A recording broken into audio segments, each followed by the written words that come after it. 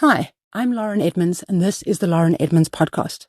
I'm talking all things education and parenting for children in the primary school years, but specifically for remedial and special needs children.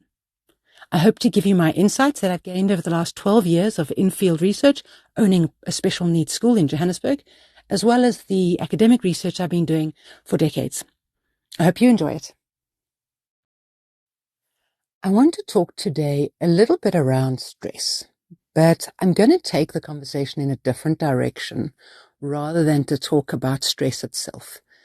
Because as much as we all need to speak what's going on with us, we all need to speak it out, we all need a strong shoulder to lean on, we all need our people around us to help us manage what we're going through. There are things we need to think about. And I'm hoping I can give you some pearls of wisdom, some ways to think about what's going on for you. And it does seem like stress is at an all-time high. There's statistics worldwide to say that that is the case. Anxiety is increasing. Productivity potentially is decreasing. So I'm going to talk around this a bit and where I'm coming from and my point of view. And I'm talking at a time now when we're going into winter in our country and swine flu is hitting us and influenza B is hitting us and perhaps some more COVID, and we're feeling like we're not coping, but it's more than that. It's what is the health of our nation? What is the health of our families? What is the health of our children like? But moving away from that question, I'm going to talk a bit about ways of thinking that can give so much of that energy back to you as a parent, as an adult. And I'm going to ask whether that would be something you would want. Do you want your energy back? And perhaps a question prior to that is, have you spoken out your trauma enough? Have you dealt with your trauma enough to be able to take a big breath and look and lean into potential solutions for yourself? So the first thing I want to talk about, it's something that came to me when I first started working in the space of corporate facilitation. It was a program called Investment in Excellence. Lou Tice was the presenter. I think he was the owner as well. And there are a number of concepts that he brought through, and it was so interesting because all of those concepts fit so beautifully in what neuroscience is saying now. And the concept I want to bring to you today is, he called it goal setting to and through. And I see this in my own life, and I see it with the people that are around me, that our goal setting has become perhaps too big, too large, that we're making it too academic in a way. We're trying to find the best way to goal set, and there's fear setting and there's habit stacking, and all of that has a place for sure. But I want to hone in on something really, really specific, that our brains, our bodies, our minds, our entire system is designed to work towards a goal that we've set, a vision, a mission, whatever you want to call it, work towards something that we want to achieve, give us enough energy for that, and then deplete that energy afterwards. And in my mind, the depletion is the state of rest. So linking back into stress, I do think that we are struggling to rest, and what we think rest is actually isn't. And I'll get into what that a bit later and what I think about that. But our entire body is designed to reach the goal line. It's designed to reach the finish line. And 20, 30 years ago, they did incredible experiments with, I think it was road runners, and they had the data is not going to be correct. I'm just going to remember what I can remember. But it was something like a half marathon, 42 kilometers, or maybe it was 22 kilometers or something like this. And what they were researching was when people collapse. And if you look at something like a Comrades Marathon, for example, and you watch the finish line, people can get themselves to the finish line unless something massively medical happens to them. But they can get themselves to the finish line, and typically they collapse or they're exhausted after the finish line. So what they did in this research is, the one year they made the race, I think that the first time they made the race 100 meters longer, just 100 meters longer. Didn't tell anybody, they just extended the race somewhat. And still everybody collapsed straight after the finish line. Then the next time they ran the race, a year later, they made the finish line 100 meters shorter than the original distance. And everybody again collapsed at the finish line. And the science that came out of this research was that we are teleological in nature. Our brains are designed to hone in on what we want and work towards that. And when we get there, the energy dissipates because we're done. We're there. So the idea of goal setting to and through is goals set to the finish line. But as you get closer to that finish line and you can see it coming, if you can reset a second goal, you can resurge that energy. Now, the question, of course, is would you want to do that or do you want to rest? But every time we set a goal for ourselves, we have enough energy for this. So marathons aside, let's think about how we get through our day and how exhausted we are and at what point we become exhausted. And then the question I have is, did you set a goal to get to that point?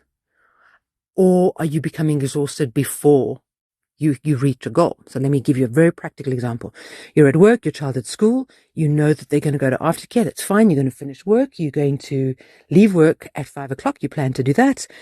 And all you're trying to do is get to the school, pick up your child, perhaps get to the shops to pick up bread and milk that you need and get home. And you manage to get all of that done and you get home and you just collapse on the couch. I can't make dinner. This is too much. I can't get it done. And that is goal setting. So we goal set that this is where we want to get to, and then we find enough energy to get there. Obviously, well, not obviously, let me state something that might not be obvious. Mental illness plays a role in this as well. So if you are fighting off clinical depression, huge levels of anxiety, that's going to deplete you far quicker than what your system can rejuvenate you to achieve those goals. So let's take those things out of the picture just for now. So we goal set to pick up our kid, get to the shops, get bread and milk, get home, and we're exhausted. So the idea of the science behind it is that if you change your goal to go and pick up your kid, go to the shops, get bread and milk, get home, make the dinner, there's a strong chance you get all the way to that and then can't do the dishes because that's on the other side of your goal. Now, the next day, let's say you goal set to pick up the kid, go to the shops, get the bread and milk, get home, make the dinner and do the dishes. You'll be exhausted after that. Now you can't read the story to your kid because you've got no more energy. So what happens if you goal set to pick up your kid, go to the shops, get the bread and milk, go home, make dinner, do the dishes, spend quality time with your child around the dinner table, do the dishes with them as a chore-based connection time, get them off to bath, get them into their pajamas, rest with them in bed at night, read them a story, allow them to go off to sleep, and then you're exhausted.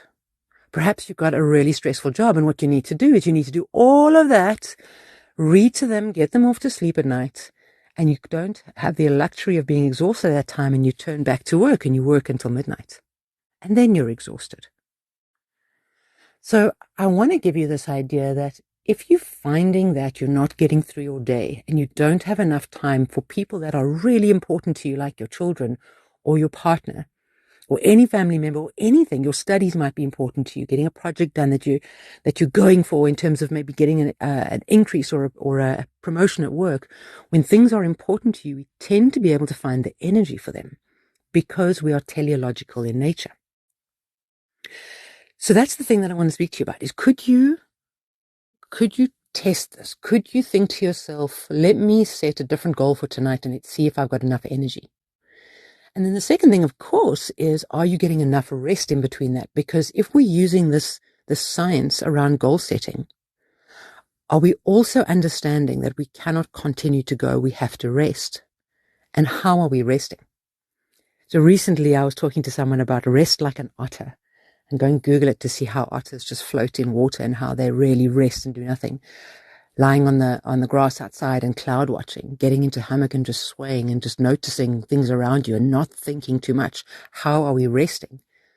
Because controversially, I'm going to say screens are not rest time, especially if we're scrolling.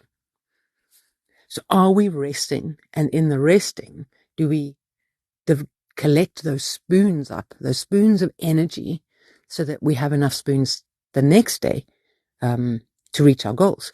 And if we are suffering or dealing with any kind of mental strain or trauma in our lives, are we getting the support that we need in order to develop the robustness and the skills so that we can goal set and we can rest? And of course, we need to talk about boundaries in that as well, but perhaps that's a whole nother discussion. But are we easily able to say, no, I can't make it, and leave it at that without making an excuse? And perhaps I can talk into that another time.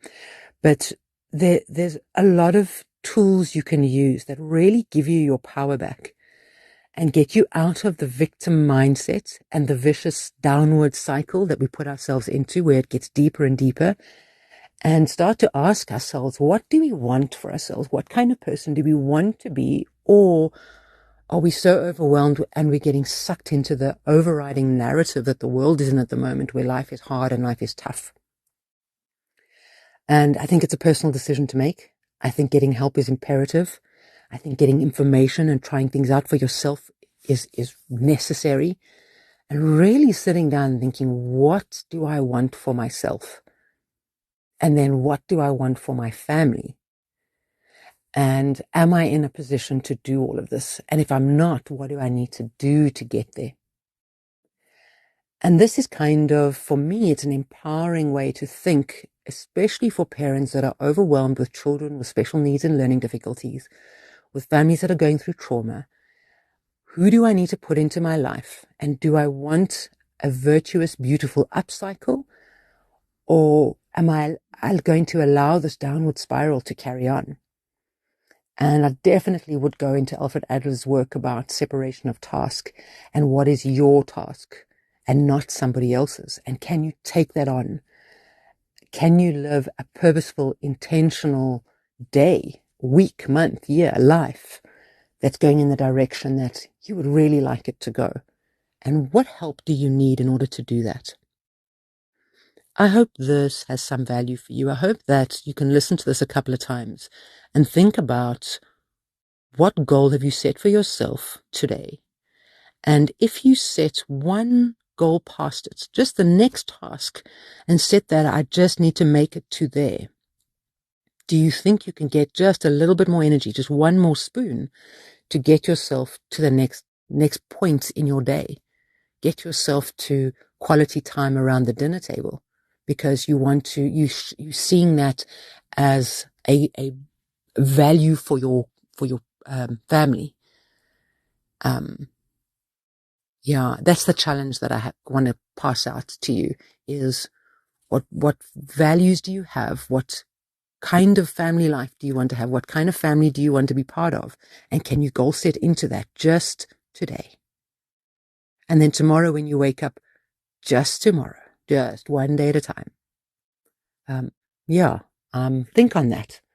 Think on that. I think it can be valuable.